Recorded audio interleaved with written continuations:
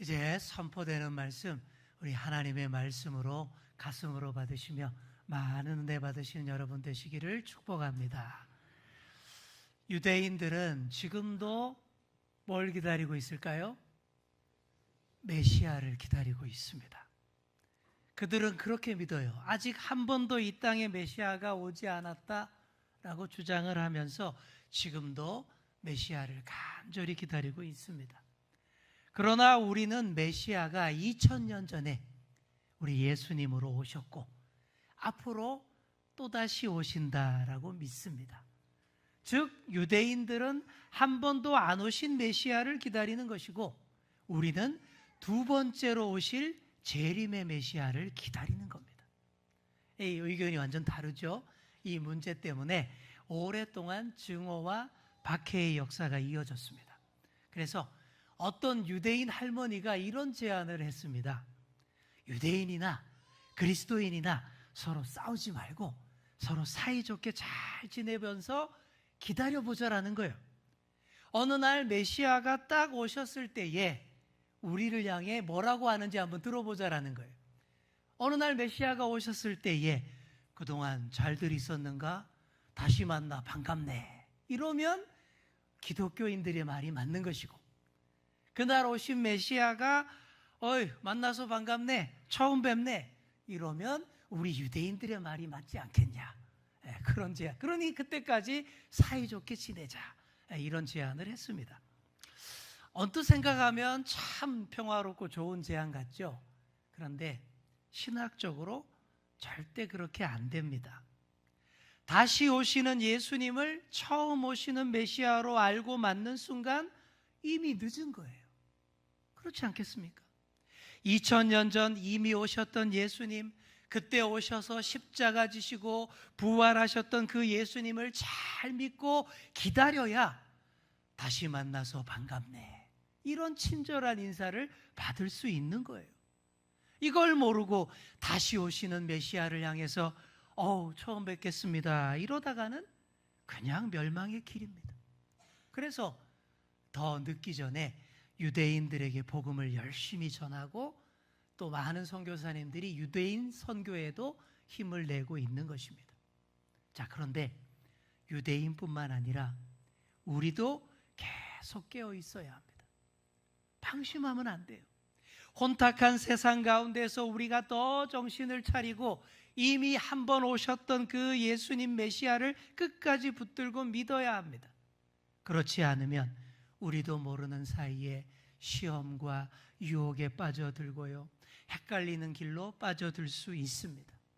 그 대단했던 세례 요한도 잠깐 헷갈렸는데 우리라고 별 수 있겠습니까? 어느 날 세례 요한이 자기 제자 2사람을 예수님에게 보냈습니다. 예수님에게 보내서 이런 헷갈리는 소리를 합니다. 누가복음 7장 19절을 보시면 이런 질문을 던지죠. 오실 그이가 당신입니까? 아니면 우리가 다른 일을 기다려야 합니까? 이게 무슨 얘기죠? 당신이 진짜 하나님의 아들 그리스도 메시아가 맞습니까? 아니면 우리가 딴 사람 기다려야 합니까? 이런 질문이에요. 자, 왜 이런 질문을 했을까요? 세례 요한이 생각하기에는 메시아가 왔으면 당장 엄청난 일이 벌어져야 합니다. 헤롯 같은 나쁜 인간들이 심판을 받아서 죽고 온갖 불의한 자들, 우상 숭배자들, 위선적인 종교 지도자들 싹 다 망하고 새 시대가 열려야 합니다. 그런데 그런 일들이 안 일어나고 있거든요. 한마디로 해결사 메시아를 기다렸는데 생각과 많이 다르니까 세례 요한조차 헷갈려서 오실 메시아가 당신 맞나요? 다른 메시아 기다릴까요? 이런 질문을 했다라는 것이죠. 이 질문에 예수님께서 온몸으로 보여주십니다. 마침 그때에 수많은 환자들과 각종 질병 환자들 그리고 귀신 들린 자들이 예수님 주위에 많이 모여와 있었습니다.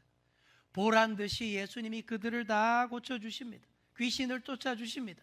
그리고는 요한의 제자들에게 말합니다. 요한에게 가서 너희가 본대로 말하고 알려라.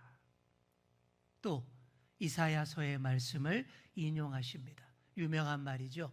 맹인이 보며 못 걷는 사람이 걸으며 나병 환자가 깨끗함을 받으며 귀먹은 사람이 들으며 죽은 자가 살아나며 가난한 자에게 복음이 전파된다고 해라. 이 무슨 말씀일까요? 첫 번째로 오셨던 예수님은 당장 세상을 뒤엎어버리는 심판의 메시아로 오신 것이 아니다라는 거예요. 그럼 어떻게 오셨어요? 가난한 자, 억눌린 자, 연약한 자 하나님 나라 말씀으로 새롭게 하고 고쳐주고 하나님 나라를 시작하는 그런 메시아로 오셨다라는 말씀입니다. 그 증거로 수많은 병자들이 치유가 되고 귀신들이 쫓겨나고 하나님 말씀을 제대로 듣는 역사가 이렇게 일어나고 있지 않냐라는 거예요. 이게 진짜로 메시아가 할 일이고 예수님이 지금 그 일을 다 하고 있는 메시아가 맞다라는 답변입니다. 너희가 생각하는 그런 메시아가 아니라고 실족하지 말라라는 거예요. 지금도 많은 사람들이 자기 입맛에 맞는 다른 메시아를 기다리고 있습니다. 그렇지 않습니까? 내 생각과 기대와 많이 다르다고 아유 이런 메시아 말고요 다른 메시아 없어요 이러고들이 있습니다. 그러니 실족하는 거예요. 대답을 듣고 돌아가는 세례 요한의 제자들의 뒷모습을 보면서 예수님이 세례 요한에 대해서 말씀을 하십니다. 주위에 모인 수많은 무리들에게 세례 요한에 대해서 말씀을 하십니다. 지금 예수님 주위에 모여있는 이 무리들은 불과 얼마 전까지만 해도 세례 요한을 보기 위해서 유대 광야로 몰려갔던 그런 사람들입니다. 그런 무리를 향해서 이런 질문을 던지십니다. 너희가 무엇을 보려고 광야에 나갔더냐? 광야는 어떤 곳입니까? 인적이 드물고 아주 거친 환경의 장소, 사람이 살 수 없는 장소입니다. 하지만 하나님의 계시, 하나님의 말씀이 아주 순수하게 무공해로 임하는 곳이 광야입니다. 그런 광야로 왜 나가겠습니까? 예수님의 이 질문을 오늘 우리에게 던지는 질문으로 이 시간 잘 받으시기를 축복합니다. 자, 옆에 계신 분께 한번 이렇게 묻고 시작하겠습니다. 무엇을 보려고 광야에 나갔습니까?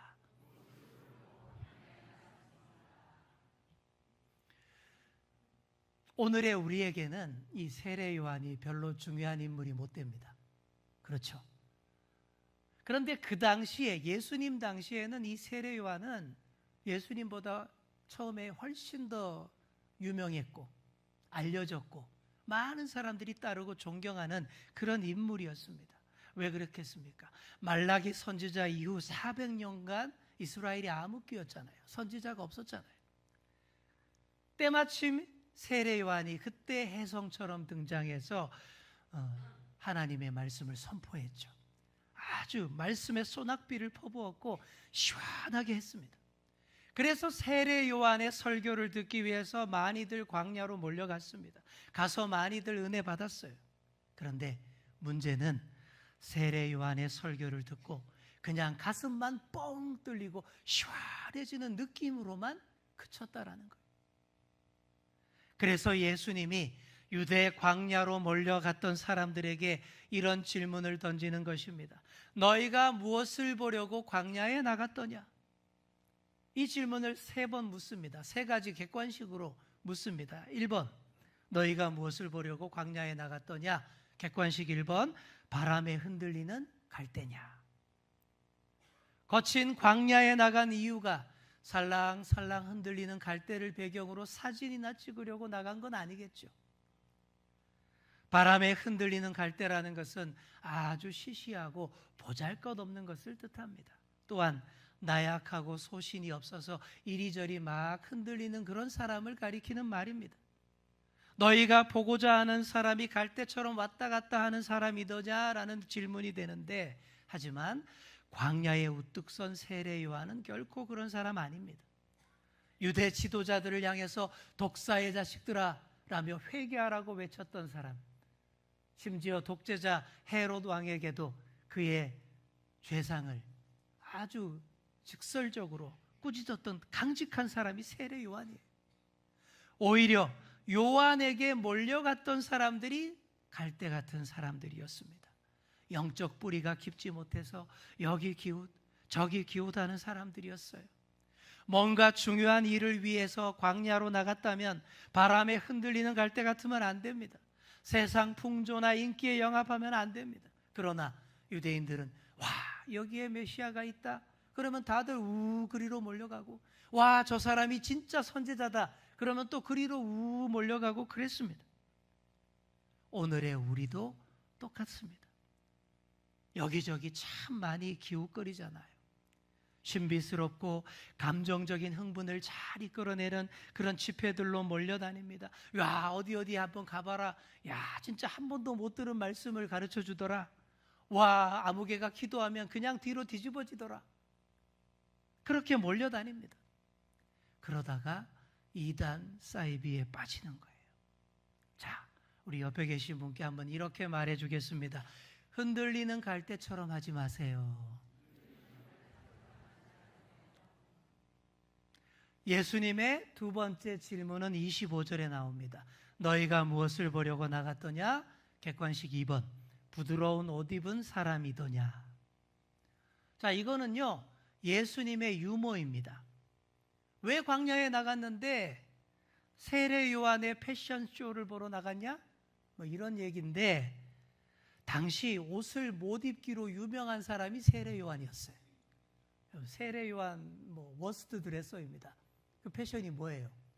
낙타 털옷 딱 걸치고 가죽걸이띠 두르고 머리 산발한 그런 사람이 세례 요한인데, 그런 세례 요한 보러 부드러운 옷 입은 사람이라고 하는 것은 당시 사람들이 듣고 다 빵 터지는 그런 유머였던 거예요. 그러니까 예수님도 웃으시면서 그래, 부드러운 옷 입은 사람들, 화려하고 사치한 사람들은 다 왕궁에 있지 않냐, 이렇게 덧붙이셨습니다. 세상에 좋고 부드러운 것들은 왕궁에서 찾고 사교계에서 찾고 파티장에서 찾으셔야 합니다. 광야에서 찾을 게 아니에요. 광야로 힘들게 나갔으면 전혀 다른 것을 찾으셔야 합니다. 오늘날 많은 성도들이 교회에 와서 자꾸 부드러운 옷 입은 사람만 찾습니다. 영적 갈증을 채우려고 광야에 나왔는데 이 목적에 집중하지 않고 엉뚱한 것만 찾는다라는 얘기죠. 예수님께서 그런 분들에게 아마도 이렇게 질문을 하실 겁니다. 너는 무엇 때문에 그 교회에 갔더냐? 잘 꾸며진 성전과 아름답게 장식된 꽃꽂이를 보기 위해서더냐? 멋진 가운을 입은 찬양대를 보기 위해서더냐? 노래 잘하고 연주 잘하는 찬양팀을 보기 위해서더냐? 여러분, 이 질문에 바르게 대답할 수 있어야 합니다. 점점 더 사람들이 화려하게 잘 지어놓은 대형 교회를 선호합니다. 자산이 많아서 크고 멋진 교회를 잘 지어놓고 좋은 프로그램도 많이 하고 유력자들, 부자들, 능력자들, 부드러운 옷 입은 사람도 많으니까 그런 교회를 선호하는 거예요. 그런 교회에 몰려가서 부드러운 옷 입은 교우만 사귀려고 합니다. 그런 사람을 통해서 내가 물질적, 명예적 덕을 보려고 듭니다. 그러다가 길을 잃는 경우가 많습니다. 우리 옆에 계신 분께 이렇게 말해 주겠습니다. 부드러운 옷 보러 온 거 아닙니다. 아멘. 세 번째 질문에서 정답이 공개됩니다. 우리 26절 말씀, 우리 화면으로 26절을 함께 읽겠습니다. 그러면 너희가 무엇을 보려고 나갔더냐? 선지자냐? 옳다. 내가 너희에게 이르노니 선지자보다도 훌륭한 자니라. 아멘. 객관식 3번이 정답이에요. 3번에 체크해야 됩니다. 너희들이 광야로 몰려간 것은 선지자를 보기 위한 것이 맞다라는 거예요. 하나님 말씀을 받아 그대로 전하는 선지자 세례 요한을 통해서 하나님 말씀을 잘 들으려고 광야로 나간 것 아니냐라는 거예요. 더구나 예수님은 이 세례 요한을 극찬했습니다. 여자가 낳은 자 중에 이보다 훌륭한 선지자가 없다라고 극찬을 했어요. 그 훌륭한 선지자에게서 하나님의 말씀을 잘 듣고 회개함이 마땅합니다. 그런데 광야에 나가놓고는 하나님의 선지자를 보지 않아요. 하나님의 말씀을 듣지 않아요. 엉뚱한 것들만 주목하고 본다라고 생각해 보세요. 얼마나 믿음이 없고 완악한 세대의 모습입니까? 그런 완악한 세대를 향하여 예수님이 이렇게 탄식하십니다. 이 세대의 사람을 무엇으로 비유할까? 예수님 당시의 그 세대나 오늘의 우리 세대나 다 똑같습니다. 본질적으로 이 세대나 그 세대나 똑같아요. 세상은 구별합니다. X세대, Y세대, Z세대, MZ세대라고 구별을 해요. 이런 구별법에 따르면 저는 X세대에 속하고 요즘 청년들은 MZ세대에 속합니다. 하지만 그놈이 그놈이에요. 이게 본질입니다. 예수님이 보시기에는 하나같이 심히 걱정되는 세대, 믿음이 없고 완악한 세대입니다. 세례 요한에게도 바르게 반응하지 않고 예수님에게도 바르게 반응하지 않는 참으로 안타까운 세대입니다. 그런 세대를 향해 예수님께서 아이들의 노는 모습으로 비유 말씀을 하십니다. 예수님 당시 아이들은 다양하고 좋은 문화 콘텐츠가 없었습니다. 그래서 어떻게 놀았을까요? 일상생활에서 인상적인 장면들을 흉내내는 그런 놀이를 주로 했습니다. 그래서 장터에 모여서 결혼식 놀이, 장례식 놀이 이런 것들을 주로 했어요. 32절에 보시면 피리를 불면 춤을 추는 것이 결혼식 놀이입니다. 그리고 곡을 하면 가슴을 치며 우는 것이 장례식 놀이예요. 자, 이런 놀이를 재미있게 하려면 어떻게 해야 될까요?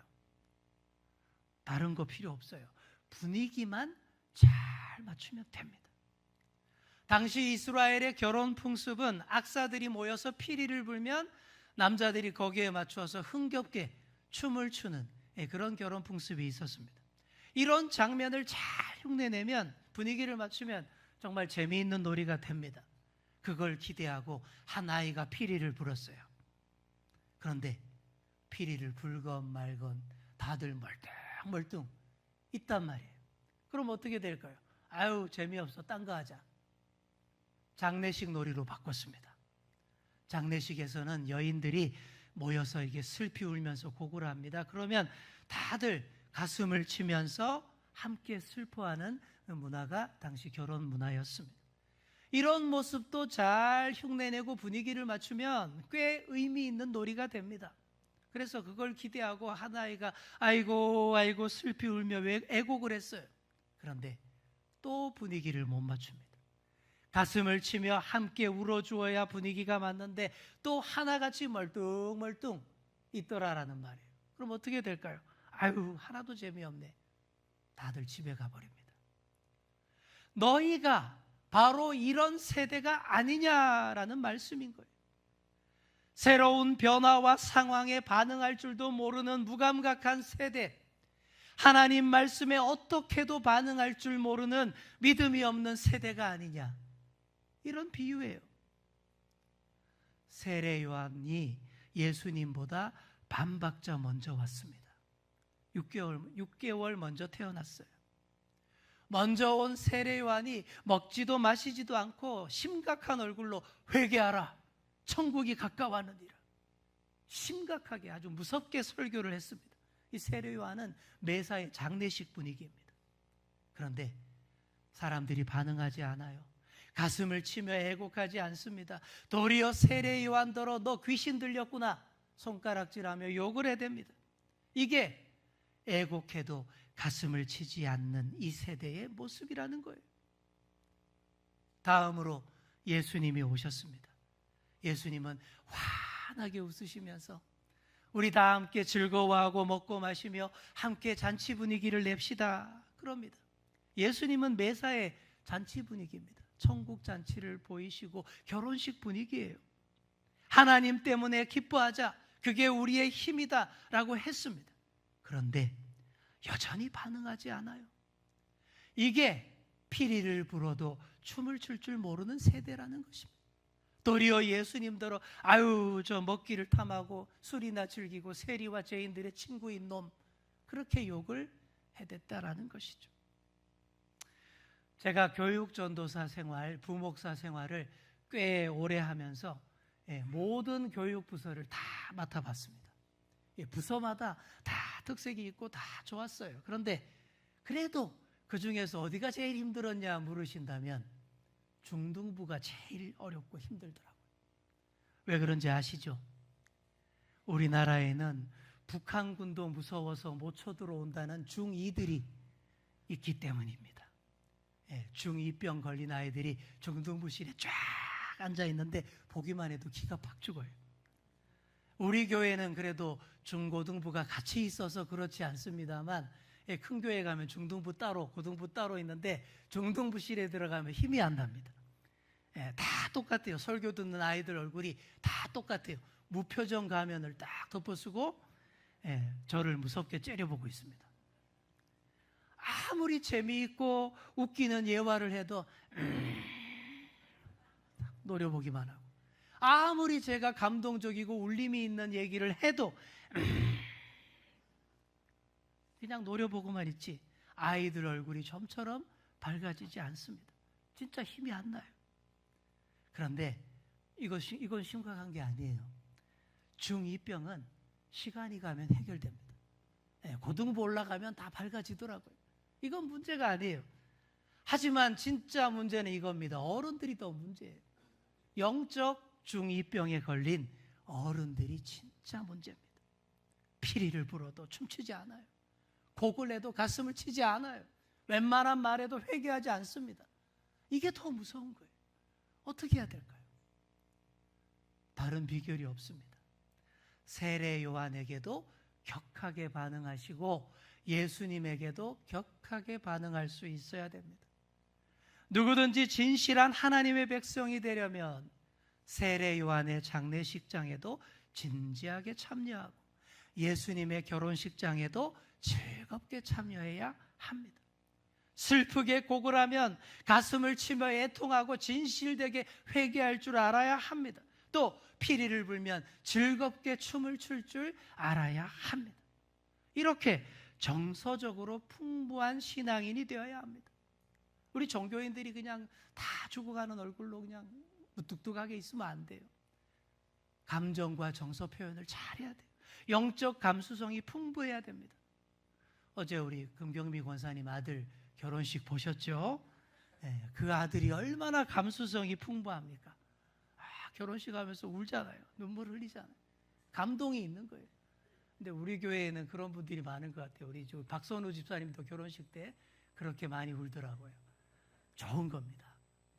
영적 감수성, 이게 풍부해야 돼요. 그래야 돼요. 우리 옆에 계신 분께 한번 조곤조곤 이렇게 말해주겠습니다. 울면 가슴도 좀 치시고요. 피리 불면 춤도 좀 추세요. 시작.